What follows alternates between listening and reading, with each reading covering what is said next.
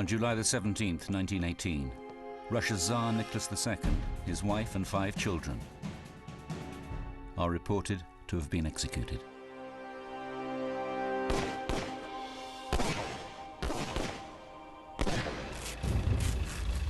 But their bodies could not be found. Then, in 1991, a grave is uncovered. 2 of the children are missing. All the time there was this confusion, the myth and the possibility of some or all or any of them surviving.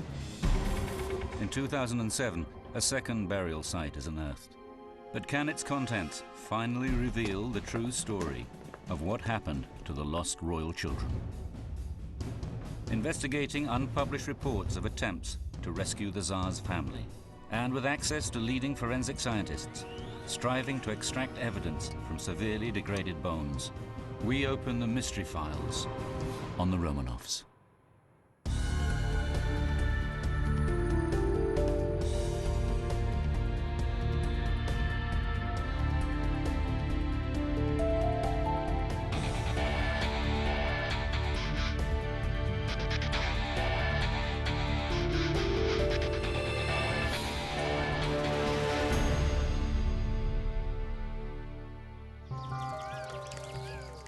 The beginning of the 20th century.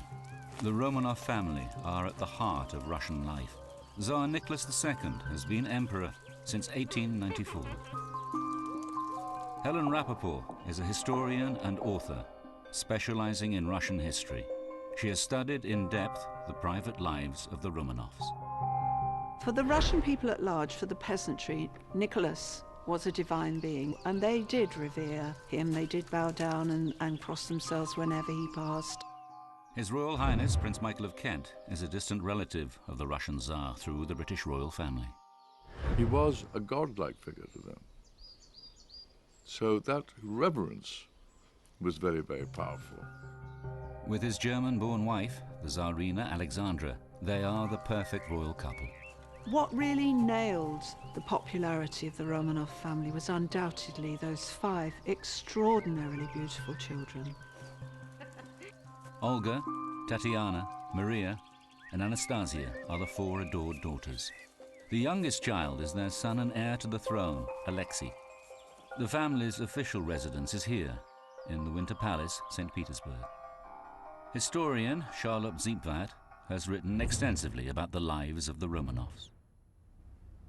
The Winter Palace is the most extraordinary setting to live in and to grow up in. You have acres of gold leaf and miles of marble around you.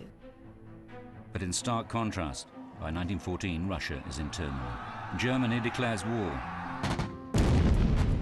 And within a year, approximately 1.5 million Russians are killed or wounded. Andrew Cook is a historian specializing in early 20th century British intelligence. Every failing of the Russian war machine is reflected back on the Russian government, which is actually Nicholas. He is now personally seen as being responsible. As the conflict takes its toll, there is starvation in the cities. Despite reports of growing unrest, the Romanovs are shielded from the discontent brewing outside the charmed life of their palace. In February 1917, after 3 years of war, the Romanovs face mounting hostility. Political agitators seize their chance and trigger the Russian Revolution. It was a combination of real, literal hunger for food, but also a desperate, ongoing desire for democratic freedom. Nicholas is forced to step down from the throne. In a way, it comes as a great relief to him. He was never really a man who relished being a ruler. The Romanovs retreat here, to the Alexander Palace, 27 kilometers south of St. Petersburg. As the provisional government takes control of a country in chaos, the family are placed under house arrest for their own protection. There was extreme Republican feeling out on the streets, and the mob, if given half a chance, would have stormed the palace and would have strung Nicholas and Alexandra up. In October 1917, the Bolshevik Party, led by Vladimir Lenin, seized power. The Bolsheviks are a revolutionary, hardline group who are pathologically and passionately against the aristocracy and Nicholas in particular.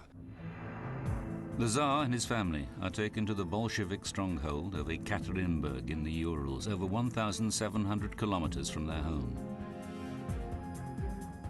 Nicholas said, "That's about the last place on earth I would want to go to." He said, "I know people there are very against me."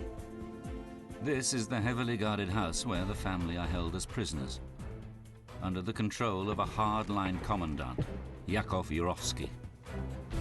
Yurovsky was a dedicated revolutionary. His basic role, apart from overseeing the guards at the house, was to prepare for the need to kill the family. He had a duty to the revolution, and he was determined to fulfill it at any price. He could sit down and quite happily engage in conversation when he knew full well within a couple of days he was going to go and murder the family. In a testimony given by Yurovsky after the revolution, he states that around 2 a.m. July the 17th, 1918, guards inform the Romanovs they are being moved to the cellar. Yurovsky's men were gathered in a room nearby, priming and checking their weapons. Yurovsky orders the family together for a group photograph, just like they have done countless times before. The girls huddle with their mother. The Tsar stands by his son. Their captors line up in front of them. Yurovsky read out a very summary and brief statement that it had been decided that Nicholas must be executed.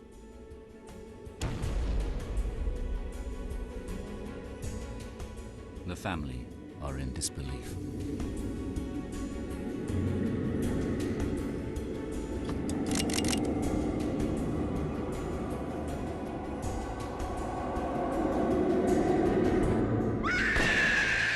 Nicholas was the lucky one. He died instantly, but most of the others did not.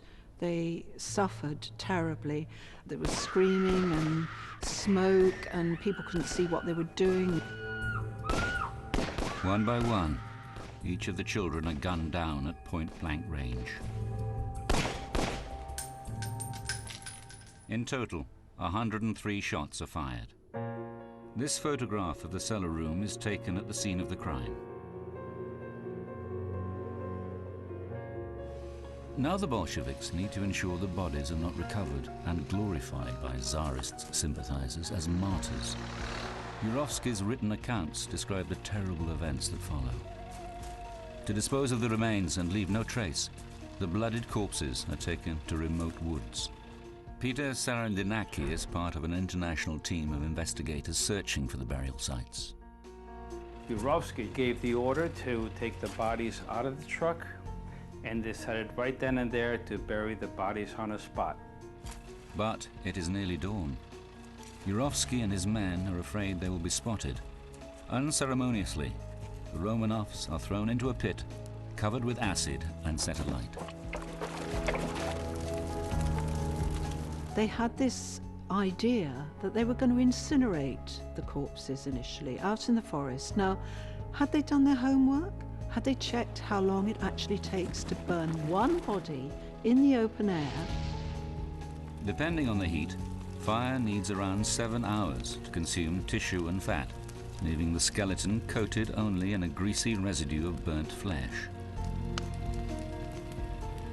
It is now that a crucial decision is made that for the next 7 decades keeps alive the hope that 2 of the children might have survived. According to the Yurovsky report, they took the 2 smallest sets of remains nearby and started burning those remains. They separated them off from the other pile of bodies. For 80 years, the 2 sites where the Romanovs are supposed to be buried are lost. In 1991, a grave is uncovered in the remote forest near Ekaterinburg. Scientists analyze the excavated bone fragments for DNA. Dr. Michael Coble is a forensic scientist at the Armed Forces Laboratory in Washington, D.C. Our laboratory was involved with the first round of DNA testing. The findings were quite clear. Of those remains, there was a consistent family association between the skeleton believed to be Nicholas, the skeleton believed to be Alexandra, and 3 of their daughters. This is the Paul and Peter Fortress, St. Petersburg. In 1998, 7 years after their bones are exhumed, Tsar Nicholas II and 4 members of his family are interred here. The Romanovs are canonized as saints. Prince Michael of Kent was present at the ceremony. It was a very poignant moment, because that's where the Tsars had always been buried since Peter the Great created the city. A pair of tombs remain unoccupied for Alexei, the young prince and heir to the throne, and one of the daughters, either Maria or Anastasia. The big mystery was, of course, what happened to the 2 missing children. It was a completely closed story. There was no question of them ever being found.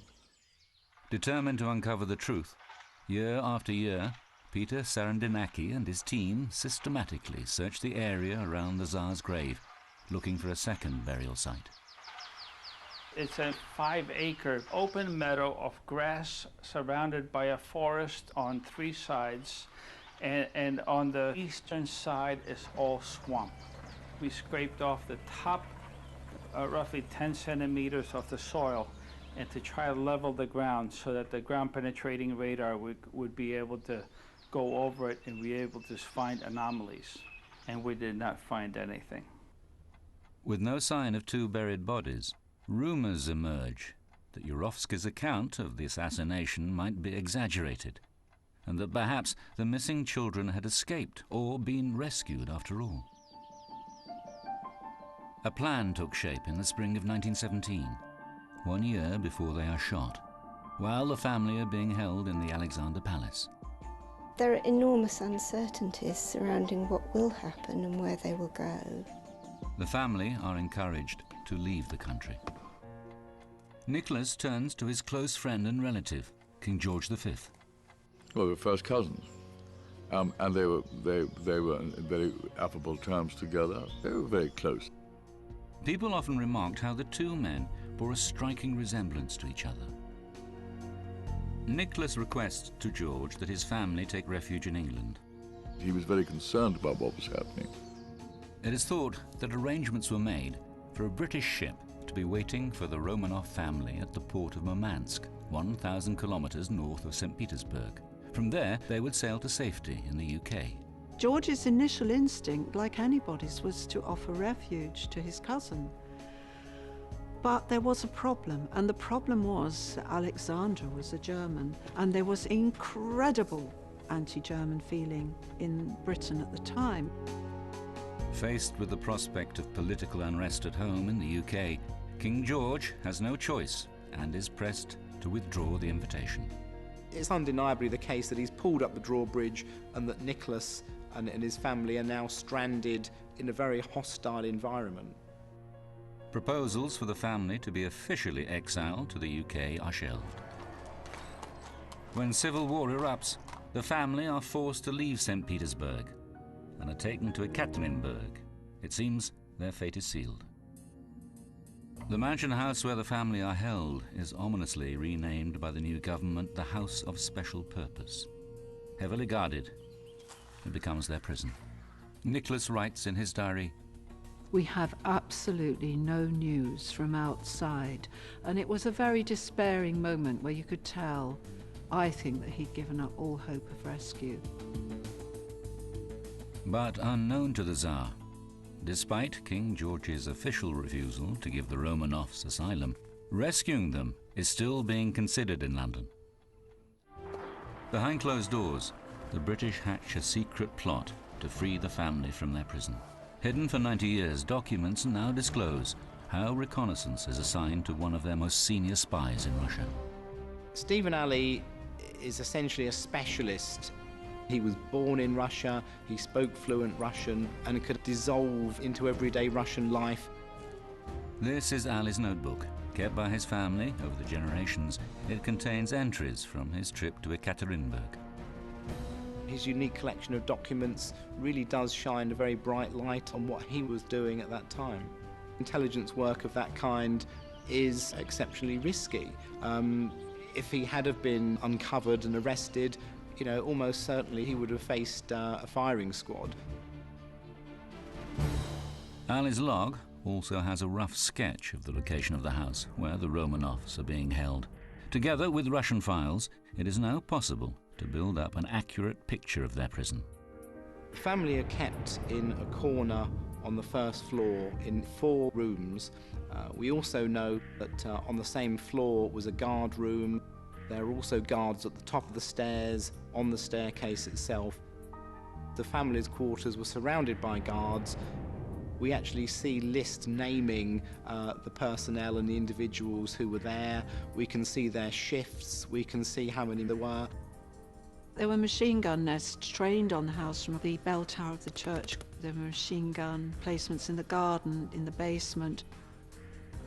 There is no way that family could have been got out of there without a bloodbath. Ali would have reported back that this was a suicide mission, that this really wasn't a situation where he could conceive of a realistic possibility of success. Ali's plan to rescue the Romanovs is never attempted. But when the 5 bodies are identified in 1991, 2 of the children are still unaccounted for. Speculation that they somehow escaped persists. The mystery of their disappearance remains unsolved. All the time there was this confusion, the myth and the possibility of some or all or any of them surviving. Then in June 2007, a second burial site is found, just 60 meters from the first grave. Although these bones had been chopped up and burnt, only 44 small pieces of bones still gave clues. We had 2 people. We had a boy, aged 12 to 15, and we had a girl from 17 to 19. Who the shattered remains belong to can only be found from their DNA. But this time, scientists are faced with an almost insurmountable challenge. Evgeny Rogaev is a leader in the field of genetic identification. He is invited by Russian officials to try and extract DNA from the newly discovered cache. When we look at the fragments, we were very skeptical. That is a challenge to the geneticists, how to work with very degraded DNA. Most of the fragments were very small, in fact, too small for DNA testing. There were probably only about 10 or so bone fragments that were large enough for DNA testing. DNA is a genetic fingerprint unique to each of us, carrying traits handed down from generation to generation. The first thing we wanted to do was to look at the mitochondrial DNA. And the mitochondria are passed only through the maternal line. So mothers give their mitochondria type to their children. When the first grave was discovered in the 1990s, tests identified that DNA was shared between Tsarina Alexandra and 3 daughters, Olga, Tatiana, and one of the youngest daughters, either Maria or Anastasia. If the 2 newly discovered bodies are related, they will share the same DNA. The scientists must painstakingly search the bones for any surviving cells. We scrape away the outer surface of the bone and we crush it up into a powder. And then we use an extraction buffer that then completely dissolves the bone and liberates the DNA. We were quite surprised ourselves that we indeed were able to determine the complete mitochondrial DNA sequences.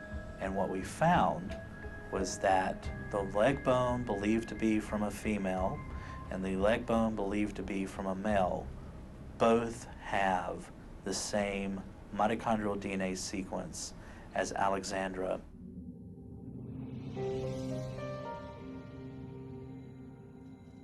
But the work is still far from over. To reach a complete and incontrovertible conclusion, investigators must make a match between these children and their father. For that, a direct comparison is required. But there is only one sample of Tsar Nicholas's DNA from when he was alive that scientists know of. And they also know it was lost decades ago. On May 1891, during his travel to Osaka in Japan, Nicholas Romanov, then heir to the throne, was attacked. Nicholas was bleeding all over his shirt. He was holding the side of his head with his hand to stop the bleeding. The shirt of the Nicholas II with traces of the blood was stored in State Hermitage Museum in St. Petersburg. Once home to the Romanov family, it now houses a collection of over 3 million artifacts. The museum said, we can't find it. We have no idea where it is. So they do an inventory, and they just so happen to come upon this shirt. It is the crucial piece of evidence. But the shirt is over 100 years old, and DNA in blood degrades over time. Professor Rogayev is the first to examine the fabric. I was very skeptical that it is possible at all to extract the DNA. He was afraid chemical preservation, heat or humidity could have destroyed the DNA. We were very surprised. We extracted DNA of great quality. Stored in a drawer wrapped in paper, Nicholas's genetic imprint survived to tell its story. And when we compared these genetic profiles from the blood stains and from the bone specimens, we found perfect match. It was 4 trillion times more likely that these two children are children of Nicholas and Alexandra than if they were just 2 random people in the population. Everybody in the room started crying. It was a very emotional time because now we have definitive proof that these are the missing children and that this, nearly 90-year-old mystery is now solved. None of us, whether we're Romanovs or anybody else, I don't think, has any doubt, because the DNA tests are definitive. In February 2009, after 2 years of forensic investigations, scientists confirmed that the remains of the 2 missing Romanov children have been identified. Proof of their execution dispels the last hope that any of them survive. Only now can the reality of their cruel end be fully understood. I think that it's one of the most shocking things that has happened, certainly in the last 100 years. To them it was political, to us it was not, it was just murder. A brutal, bloody murder. The fates conspired against the Romanovs. Now, a century later, the last of Russia's ruling dynasty can finally be laid to rest.